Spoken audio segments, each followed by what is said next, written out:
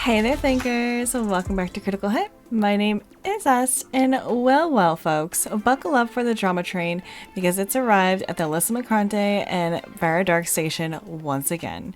And surprise, surprise, Alyssa Mercante is up to her usual antics. You know the drill. Unblock, talk trash, slide into the DMs, and then block before you can even type a response.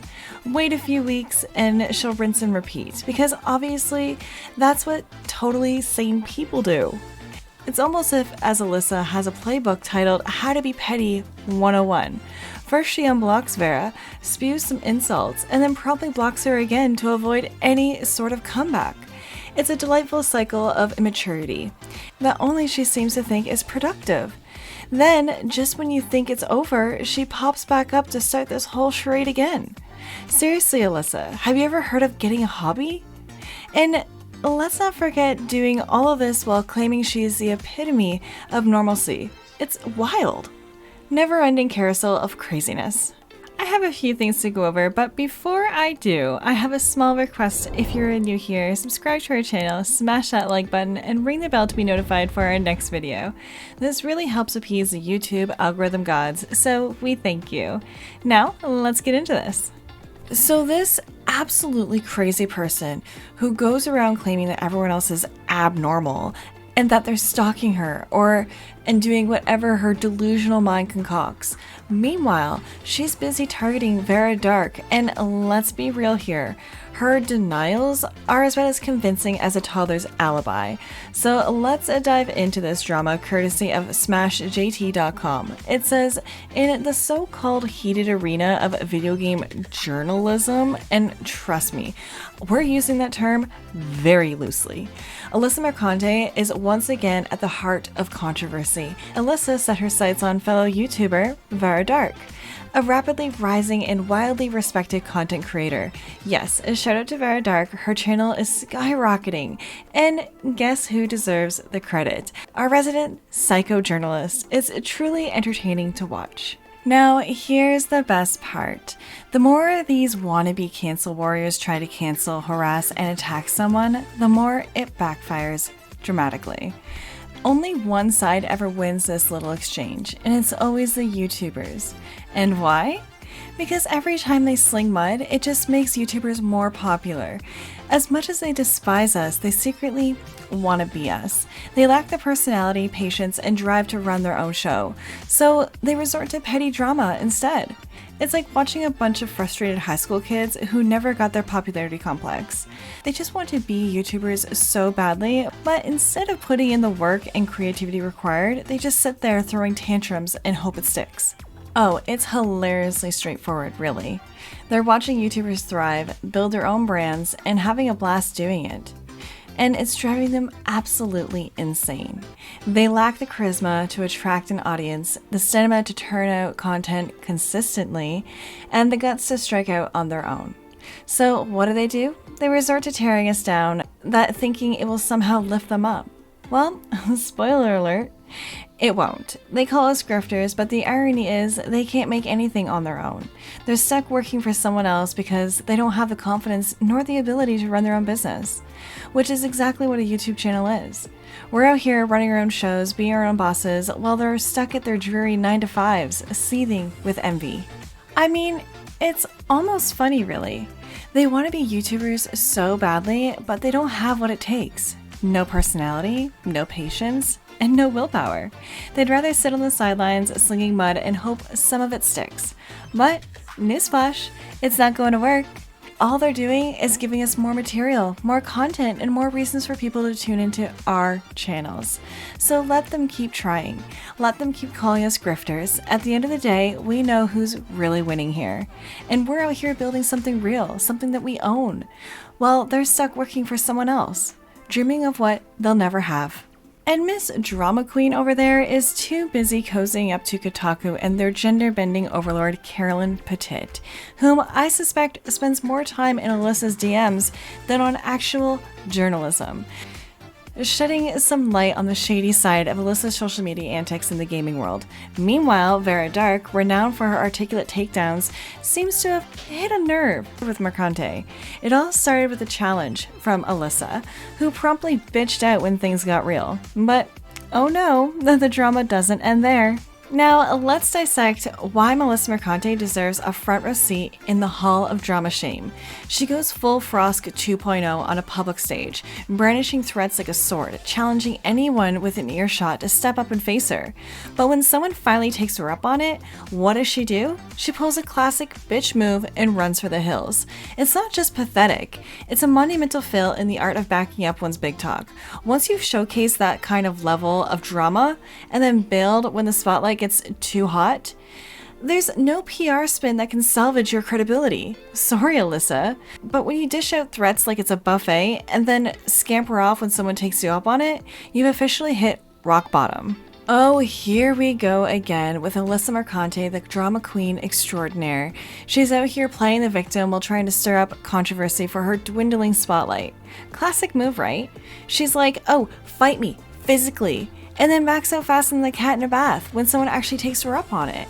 And now she's harassing Vara Dark, hoping to stay relevant by any means necessary. So Alyssa starts using her usual passive-aggressive DMs, claiming that Vara is only relevant when she's gossiping about her. Talk about self-absorbed. Does she really think that she's everyone's muse? Newsflash, sweetheart, the world doesn't revolve around your drama-filled universe. Oh, and this gets even better. Alyssa's tic tacs are as clear as day. She wants the attention but can't handle it when someone stands up to her.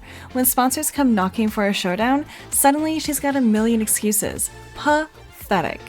And she's just a clout-hungry crotch goblin, similar to a child throwing a fit, desperate to stretch her 15 minutes of fame into an hour. But hey, at least Vara Dark isn't taking the bait, keeping it classy with a simple Happy 4th of July. Now, that's how you handle a drama llama that is Alyssa Mercante. Now, isn't this just precious? How she's on the brink of inadvertently handing Vara Dark a shiny YouTube plaque. I mean, seriously, bro, do you even realize what you're about to do? You're sitting there pretending like this whole situation is some kind of deterrent for her. But let's be real, it makes zero sense. So she hits you with a casual, how embarrassing for you, and suddenly you're acting like the world revolves around your opinion? Nobody is tuning in to hear your voice or read your words unless somebody is kissing up to you. Nice try. Happy 4th of July though. But hey, here's the kicker. While you're busy fabricating drama, her actual viewership and subscriber count tell a different story. It's like you're fishing for a reaction, hoping Vara Dark takes the bait and feeds into your melodrama. Where exactly are you pulling this information from anyway? It's obviously just another attempt to stir the pot, hoping for a juicy response. I mean, here we go again with Alyssa's little games. This message clearly is a bait, trying to catch Vara Dark slipping, hoping to provoke a reaction that Alyssa can twist to her advantage. And guess what? Vara, being the genius that she is, just drops the casual Happy 4th of July.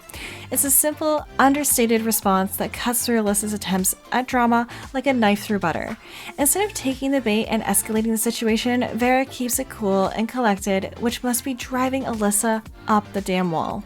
But wait, the drama train doesn't stop there. According to Vara, Alyssa goes full throttle into what can only be described as targeted harassment, complete with DM threats that Vara has now bravely made public. These exchanges reveal a pattern of Alyssa's behavior, painting a picture of someone who can't handle criticism and resorts to intimidation tactics. Alyssa's response, "I'm going to meet with friends, enjoy the indoors and your virtual buddies," reads like a thinly veiled attempt to portray a glamorous social life, one that probably doesn't exist outside her online persona. In reality, Alyssa's attempts to project confidence only highlights her insecurity and vindictiveness. When she tries to maintain an image of superiority, Vara's composed responses undermine Alyssa's efforts, exposing her for what she truly is, someone desperate for attention and validation through negative means. It's a classic case of trying too hard and failing spectacularly. Well, Vara calmly navigates the storm, proving that sometimes silence speaks louder than words. Alyssa is out here looking like she's carrying the weight of 1,000 Mondays on her shoulders. Dead inside doesn't even begin to cover it. You can see it in her eyes, like she's a star of a low-budget horror flick. where the main character lost their will to live before the credits even rolled. Then enters Vara Dark, cool as a cucumber, offering Alyssa a way out of her own self-made drama maze. "Hey, congrats on your success," Vara says, extending an olive branch disguised as a creative writing competition. It's like Vara saying, let's channel this energy into something productive. Less drama, more ink on paper. But does Alyssa take the hint? No, she responds like she's about to drop the mic on a high school talent show, with all the dramatic flair and no substance. "Relax, Smith," she quibs, as if Vara Dark just proposed a duel to the death. Girl, calm down. Vara is just asking for a little peace and quiet on the social media front. So here we are watching Alyssa Mercante juggle her own insecurities like a circus act, while Vara Dark stands by, offering a sensible way out of this chaos. Alyssa seems so fond of creating. And maybe Alyssa should take a cue from Vara and save the drama for her mama.